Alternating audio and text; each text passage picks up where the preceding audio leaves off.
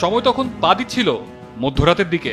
হঠাৎ করেই পুলিশের বিশেষ শাখা এসবি থেকে পাঠানো এক চিঠি, আর সেখান থেকে মুহূর্তেই বদলে গেল পুরো প্রেক্ষাপট। ভয়াবহ বিপদের মুখে দাঁড়িয়ে বাংলাদেশ।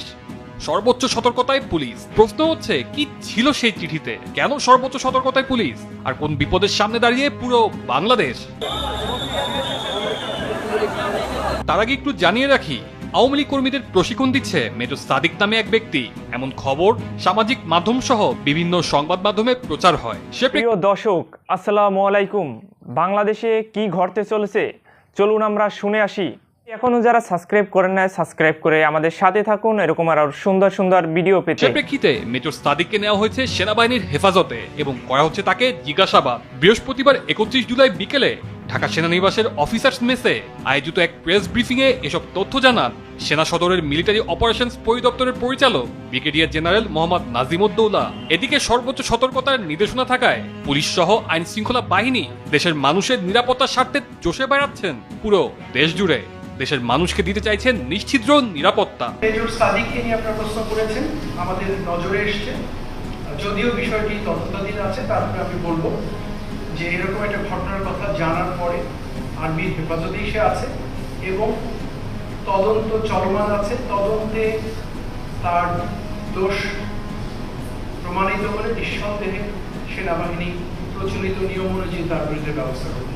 ফিরে আসি পুলিশের বিশেষ শাখার সেই চিঠি প্রসঙ্গে। পুলিশের বিশেষ শাখা বলছে, আগামী 11 দিন অর্থাৎ 29 জুলাই থেকে 8 আগস্ট পর্যন্ত সময়কে কেন্দ্র করে অনলাইন ও অফলাইনে সংঘবদ্ধ প্রচারণার মাধ্যমে দেশের নৈরাজ্য সৃষ্টির চেষ্টা করা হতে পারে। আওয়ামী লীগের রাজনৈতিক কার্যক্রম নিষিদ্ধ হলেও দেশে বিদেশে ছদ্মবেশে তৎপর রয়েছেন দলটির নেতাকর্মীরা।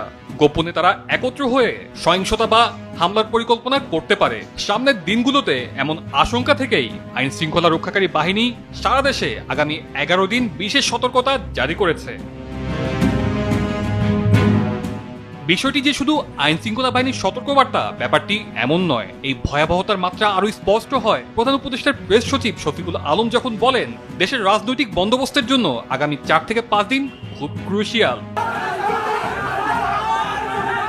5 আগস্ট জুলাই গণ অভ্যুত্থানের বর্ষপূর্তির সামনে রেখে কাজ চলছে জানিয়ে শফিকুল আলম বলেন, জুলাই ঘোষণাপত্র নিয়ে কাজ হচ্ছে, জুলাই সনদ নিয়েও কাজ হচ্ছে।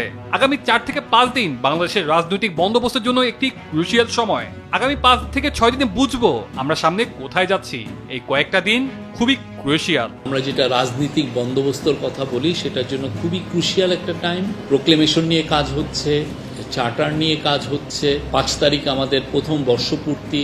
ইলেকশন কোনো নো ম্যাটার কি যাই হোক না কেন, চার্টার বা প্রোক্লেমেশন যাই হোক না কেন, যেটা যেভাবেই চার্টারটা অ্যাডপ্টেড হোক না কেন, এইটার ইম্প্যাক্টে যে ইলেকশনে পড়ে, ইলেকশন তার মতো সময় মতো হয়ে যাবে, এইটুকু আমরা বলতে পারি।